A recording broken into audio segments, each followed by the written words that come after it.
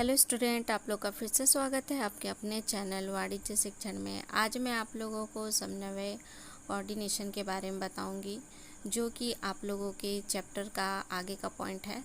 तो चलिए शुरू करते हैं। शुरू करने से पहले मैं हमेशा की तरह आप लोग को कहना चाहूँगी कि मेरे वीडियो से जुड़े रहें और मेरे वीडियो को लाइक शेयर और सब्सक्राइब करना ना भूलें, ताकि जो भी वाणिज्य शिक्षण से संबंधित जानकारियाँ हैं वे आप लोगों तक पहुँचती रहें।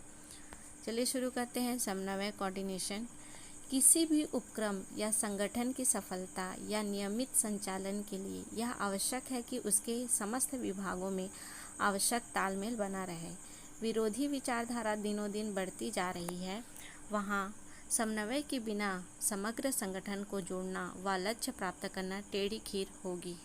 अर्थात इसमें कहा जा रहा है कि किसी भी जो उपक्रम है, संगठन है या फिर जो भी विभाग है, उनमें आपस में तालमेल होना चाहिए। एक दूसरे की विचारधाराओं का तालमेल होना चाहिए। एक दूसरे से जो भी है संबंध वो अच्छे होने चाहिए, ताकि व्यवसाय में जो भी जानकारियाँ हैं, जो भी कार्य हैं, वो अच्छे से हो सके। समन्वय का मतलब भी है एक दूसरे से तालमेल बनाए रखना। तालमेल बनाए रखने के आधार पर ही व्यवसाय के कार्य को पूर्ण रूप से किया जा सकता है।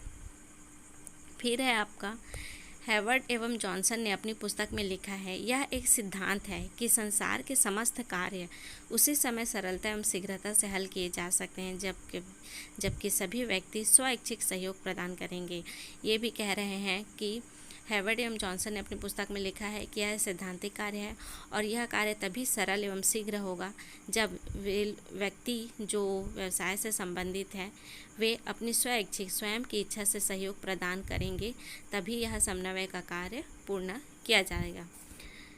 इसकी कुछ परिभाषाएं देखते हैं कि समन्वय की परिभाषाएं किस प्रकार से बताई गई हैं।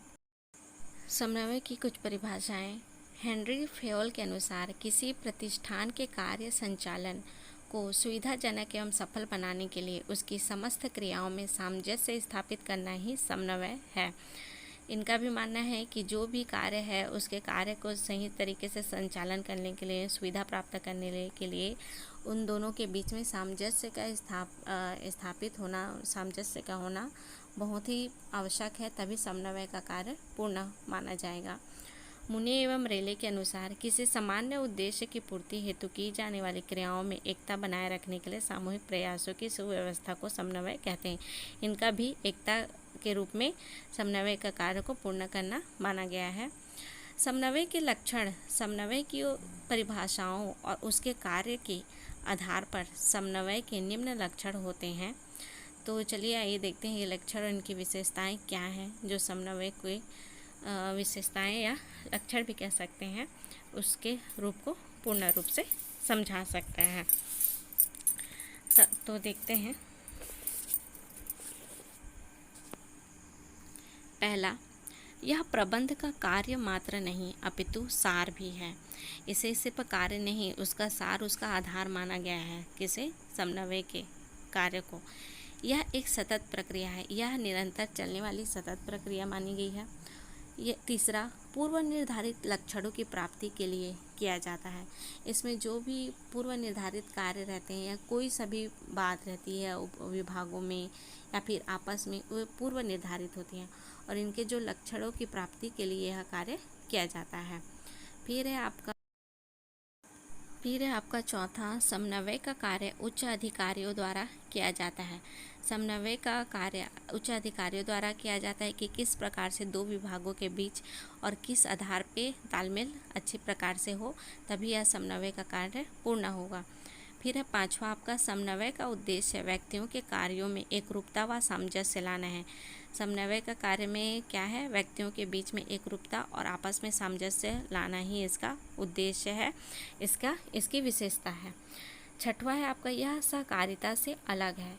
इसे क्या माना गया है? सहकारिता में स्वयं की इच्छा से होता है और इसमें क्या है? इसमें दो विभागों के बीच, सहकारिता में दो व्यक्तियों या फिर ग्रुप में जो संगठन में होते हैं उनकी स्वयं की अपनी इच्छा के आधार पर किया जाता है और समन्वय में दो विभागों के बीच में इच्छा और एकरूपता की तालमेल होनी चाहिए। फिर है आपका छठवां, समन्वय वहाँ संभव होता है, सातवां है, समन्वय वहाँ संभव होता है जहाँ अनेक व्यक्ति किसी सामान्य उद्देश्य की प्राप्ति में कार्यरत हो जाते हैं।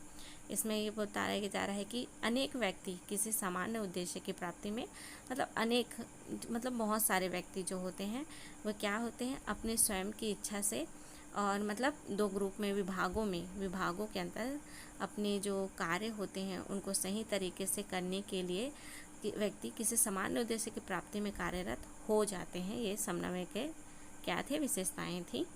तो इसी तरह से आप मेरे चैनल से जुड़े रहें और मेरे वीडियो को लाइक, शेयर और सब्सक्राइब करना ना भूलें, ताकि आप लोगों को वाणिज्य शिक्षा से संबंधित और जो हम लोगों ने चैप्टर वाइज चैप्टर स्टार्ट किया है मैनेजमेंट और इकोनॉमिक्स का, तो ये सारी जानकारियाँ आप लोगों तक पहुँचती रहें। Thank you.